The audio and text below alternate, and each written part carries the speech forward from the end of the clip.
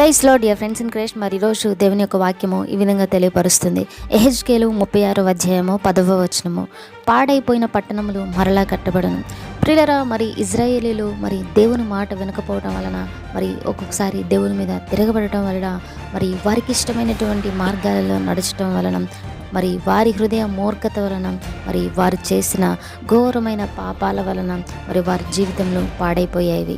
అయితే ప్రియులరా, మరి పట్టణానికి సాదృశ్యమైనటువంటి మరి మీ యొక్క హృదయము, మీ యొక్క జీవితము, మీ కుటుంబము, మరి మీరు మూర్ఖత్వం వలన చేసినటువంటి పనుల వలన, పాపాల వలన మీ జీవితం పాడైపోయిందా? అయితే నీవు బాధపడకు, కృంగిపోకు.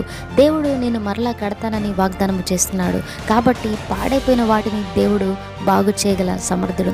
ఎవరైతే మరి దేవుని యందు విశ్వాసం ఉంచుతారో దేవుడు వారి జీవితాన్ని తప్పకుండా మారుస్తారని, మరి దేవుని యందు ఒక గట్టి విశ్వాసాన్ని కలిగి ఉంటారో దేవుడు తప్పకుండా పాడైపోయిన జీవితాన్ని తప్పకుండా దేవుడు బాగు చేయగలడు. మరి ఈ వాగ్దానాన్ని బట్టి దేవుడు మిమ్మల్ని దీవించిన గాక. మరి ఈ వాగ్దానాన్ని విశ్వసించండి. తప్పకుండా దేవుడు మీ జీవితంలో అసాధ్యమైన కార్యాలను చేయగలడు. ఈ రోజంతా దేవుని యొక్క కృప మరి మీరు చేస్తున్నటువంటి పని అంతటిలో అదేవిధంగా మీ కుటుంబానికి తోడై ఉండును గాక. ఆమేన్.